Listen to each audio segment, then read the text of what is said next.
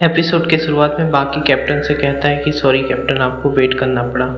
अगले सीन में हमें बाकी और कैप्टन को बातचीत करते हुए दिखाया जाता है, जिसमें बाकी कहता है कि आप चाहते हैं मैं उससे मिलूं, पर ये इंसान है कौन, उसके बारे में कुछ तो बताइए।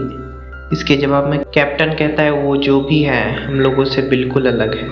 फिर बाकी कहता है कि कैप्टन, दुनिया में हर कोई एक दूसरे से अलग है, आप जो कहना चाहते हैं साफ साफ कहिए।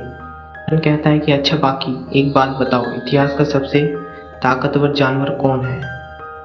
तो इसके जवाब में बाकी कहता है कि ये कैसा सवाल है, क्या आपका मतलब मेरे डैड से तो नहीं था, साइबेरियन टाइगर या लायन, ये सवाल क्यों। तो कैप्टन ऊंची आवाज में बोलता है कि मैं अभी के जानवरों की बात नहीं कर रहा, मैं इतिहास की बात कर रहा हूँ। आप डायनासोर के ज़माने की बात तो नहीं कर रहे, डायनासोर या मेमथ की बात तो नहीं कर रहे। कैप्टन कहता है हाँ डायनासोर, पर सबसे ताकतवर डायनासोर कौन है। तो बाकी उसकी बात को झुठलाते हुए बोलता है कैप्टन, शायद टीरेक्स या ट्रायनासोरस, सही कहा ना। फिर कैप्टन उसको न्यूज़पेपर दिखाता है। बाकी न्यूज़पेपर को देखता है तो उसमें पिकल की फ़ोटो होती है। बाकी उस न्यूज़पेपर को देख के चौंक जाता है और कहता है ये कौन है। फिर कैप्टन कहता है ये आदमी टीरेक्स से भी ज़्यादा ताकतवर है, दरअसल मैं तुम्हें इसी के बारे में बताना चाहता था।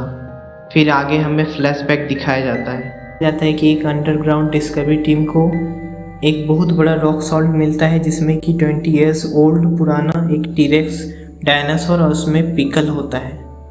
और वो आपस में बात करते हैं कि डायनासोर और इंसान एक साथ ये कैसे हो सकता है। अब आगे क्या करना है, क्या इस खोज के बारे में सबको बता दें। फिर अगले सीन में हमें पिकल को एक लैब में दिखाया जाता है।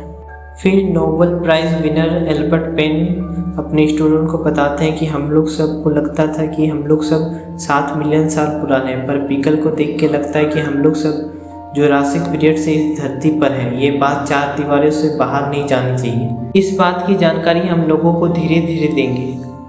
इन तमाम बातों को सुनने के बाद एक एलन नामक प्रोफेसर एल्बर्ट पेन से कहता है कि फिर इसे जिंदा तो करेंगे ना। फिर एल्बर्ट पेन कहते हैं कि ये पूल में डूबा हुआ इंसान नहीं है कि माउथ टू माउथ दिया और जिंदा हो गया। सन 2000 में न्यू मैक्सिको के प्रोफेसर रसल ब्रेलैंड की एक खोज में सॉल्ट रॉक में पानी की कुछ बूंदें बरामद की गई जो 250 मिलियन साल पुरानी थी। पानी की बूंदों को अलग करने के बाद उन्हें पता चला कि वो उस वक्त के समुद्र की पानी की बूंदें हैं और उस पानी में 250 मिलियन साल पुराने माइक्रो ऑर्गेनिज्म पाए गए। प्रोफेसर ने उन्हें एक सही एनवायरनमेंट में रखा, सही टेम्परेचर पर उन्हें सही न्यूट्रिएंट्स दिए और फिर लगभग 4 महीने बाद पानी के अंदर मौजूद वो माइक्रो ऑर्गेनिज्म हिलने लगे। ये सुनते ही एलन बहुत ज़्यादा एक्साइटेड हो जाता है और कहता है इसका मतलब ये है कि अगर हम पिकल को खास किस्म का टेम्परेचर प्रोवाइड करें और उन तमाम चीज़ों का एहसास दिलाने की कोशिश करें जो कि डायनासोर के ज़माने में थी, तो उसे भी जिंदा किया जा सकता है। तो जैसा कि आप देख सकते हैं कि पिकल की बॉडी पे बहुत सारे पल्स इलेक्ट्रोड्स लगा दिए जाते हैं ताकि वो जैसे ही होश में आए तो प्रोफेसर को मालूम हो जाए। तकरीबन 90 दिन गुजर चुके होते लेकिन अभी तक पिकल को होश नहीं आता। एलन भी ये काम करते करते बोर हो जाता है और कहता है क्यों ना कुछ मीठा भी खा लिया जाए। फिर वो जब मीठा खा रहा होता तो उसके दिमाग में एक आइडिया आता है कि क्यों ना डायनासोर का मीट खाया जाए। मैंने तरह तरह का मीट ट्राई किया है लेकिन आज तक डायनासोर का मीट नहीं खाया। एक तरफ एलन टीरेक्स डायनासोर के मीट को पका रहा होता है और दूसरी तरफ प्रोफेसर पेन ये देखकर हैरान हो जाते हैं कि पिकल के पेट के अंदर डायनासोर का मीट पाया गया। इसका मतलब ये हुआ कि पिकल बहुत ही ज़्यादा ताकतवर है। वो अपने ज़माने में डायनासोर का शिकार करता था और उन्हें मारकर खा जाता था। अभी तक डॉक्टर ये समझ रहे होते हैं कि टीरेक्स डायनासोर उस ज़माने में रहने वाले इंसानों का शिकार करता था, लेकिन उनकी ये थ्योरी भी गलत साबित हो जाती है और उन्हें बहुत जल्दी समझ आ जाता है कि पिकल ही बहुत ज़्यादा ताकतवर जानवर या इंसान है। और जैसे ही एलन टीरेक्स डायनासोर की मीट को तैयार करता है कि सुकून से बैठकर उसे खा सके, अचानक उस मीट की खुशबू पिकल की नाक तक पहुंच जाती है और ये खुशबू सूंघते ही पिकल होश में आ जाता है और भागता हुआ एलन के पास पहुंच जाता है। एलन पिकल को देख के बहुत ज़्यादा परेशान हो जाता है कि ये जंगली अचानक कैसे खड़ा हो गया। ये तो कई मिलियन सालों से सो रहा था। उसको समझ नहीं आता कि वो क्या करे। तो वो घबराते हुए अपनी जान बचाने के लिए पिकल को कहता है कि मेरे हाथ में गन है, अगर तुम मेरे करीब आए तो मैं तुम्हें मार डालूंगा। पिकल जो कि इंसानों की जबान नहीं समझता था तो उसे कुछ समझ नहीं आता। जो कि वो कई सालों से सो रहा था तो उसे बहुत ज़्यादा भूख भी लगी थी, तो इसी वजह से वो मीट को खाने के लिए आगे बढ़ रहा होता है। एलन को कुछ समझ नहीं आता और वो पिकल पर फायरिंग शुरू कर देता है। एलन अपनी जान बचाने के लिए फायरिंग तो करता है, लेकिन उस फायरिंग का असर पिकल पर नहीं होता। बस पिकल के शरीर पर हल्की फुल्की खरोंच आती है और वो बुलेट्स पिकल की बॉडी पर चिपकी हुई थी। जैसे ही एलन की मैगजीन खाली हो जाती है तो और वो तमाम बुलेट पिकल अपने हाथों में लेता है और एलन की तरफ बहुत तेज़ी से फेंकता है। 2 बुलेट दीवार में जाकर घुस जाती है, जबकि तीसरी बुलेट एलन के कंधे में लग जाती है।